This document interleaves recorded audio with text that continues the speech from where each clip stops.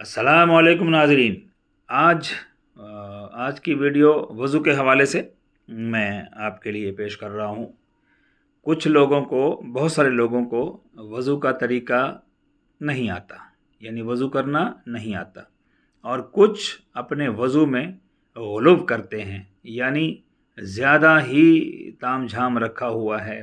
बहुत कुछ करते देखा मैंने वज़ू करते हुए, यानी किसी आज़ू को बार बार धोए जा रहे हैं, मल मल के धोए जा रहे हैं, पानी बेबहा वेस्ट कर रहे हैं, ज़ाय कर रहे हैं पानी को, तो वो भी तरीक़ा ठीक नहीं है।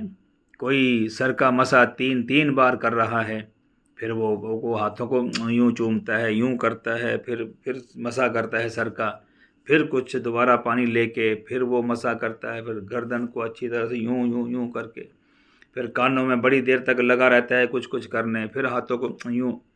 भाई ये सारे तरीके बातिल हैं, ऐसा कुछ नहीं है। बड़ा सिंपल वज़ू है, 1 मिनट में आप वज़ू कर सकते हैं। अगर आपके सामने टैप चल रही है, पानी गिर रहा है, लोटे से भी कर रहे हैं, तब भी कोई मुश्किल नहीं है। तो वज़ू में कम से कम 4 फ़र्ज़ हैं जो ज़रूरी हैं, जिनके बग़ैर वज़ू मुकम्मल नहीं होता। और वो 4 फ़र्ज़ ये हैं कि सबसे पहले मुंह का धोना, पूरा चेहरा धोना, पेशानी के बालों से लेके ठोड़ी तक, और एक कान की लौ से दूसरे कान की लौ तक 3 बार। सुन्नत है, अच्छी बात है, 3 बार आप धोएं। 2 बार भी धोवें तब भी वज़ू हो जाएगा, 1 बार भी धो लिया तब भी हो जाएगा। लेकिन अगर आपकी तसल्ली नहीं होती तो आप 3 बार एक आज़ू को धोएं। तो सबसे पहले चेहरा धोना है, पूरा मुंह धोना है। उसके बाद कोहनियों समेत हाथ धोने हैं, कोहनियों समेत। ये जो हड्डी होती है यहाँ तक ये भीगना चाहिए, ये पूरा हिस्सा धुलना चाहिए। कोहनियों समेत दोनों बाजुओं का धोना। कुछ लोगों को मैंने देखा वो यहीं तक उनका कपड़ा होता है, यहीं तक रखते हैं ऐसे, और वज़ू करना शुरू कर देते हैं।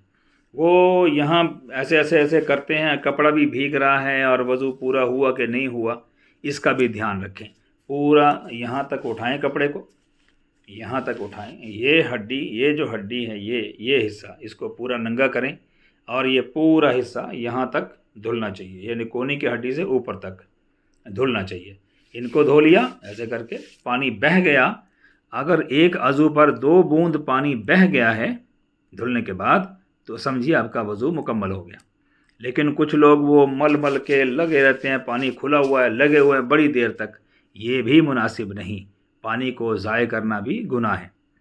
तो नंबर 2, कोहनियों समेत हाथ धोना, यहाँ तक दोनों बाजुओं का धोना। नंबर 3, चौथाई सर का मसा करना। मतलब आप पूरा भी मसा कर लें में तो ठीक है, लेकिन फ़र्ज़ बता रहा हूँ कि कम से कम फ़र्ज़ इतना है, चौथाई सर का मसा। हाथ को भिगोया पानी से और यहाँ तक हाथ लगा लिया तो आपका मसा हो गया। और उसके बाद नंबर 4 पे दोनों पाँव का टखनों समेत धोना। ये जो टखने होते हैं, हड्डियाँ होती हैं दोनों तरफ, इनके ऊपर तक, यहाँ तक दोनों पैरों को धो लिया जाए। ये कम से कम वज़ू है, इतना नहीं करेंगे तो वज़ू मुकम्मल ही नहीं होगा। और ये फ़र्ज़ हैं चारों चीज़ें, यानी कम से कम इतना आपको ज़रूर धोना है। अब आ गया सुन्नत का तरीका, मुकम्मल वज़ू, जिसमें सुन्नत, मुस्तहब, फ़र्ज़ सब कुछ आ जाता है। वो आपको पता ही है, बहुत सारे लोग जानते हैं, लेकिन बहुत सारे नहीं भी जानते, और उनके लिए जो ग़ुलूव करते हैं, ज़्यादा ही पानी बहाते बर्बाद करते हैं, उनके लिए कि सबसे पहले आपने हाथ धोने हैं, बिस्मिल्लाह के साथ, बिस्मिल्लाह पढ़ ली और हाथ धोए दोनों।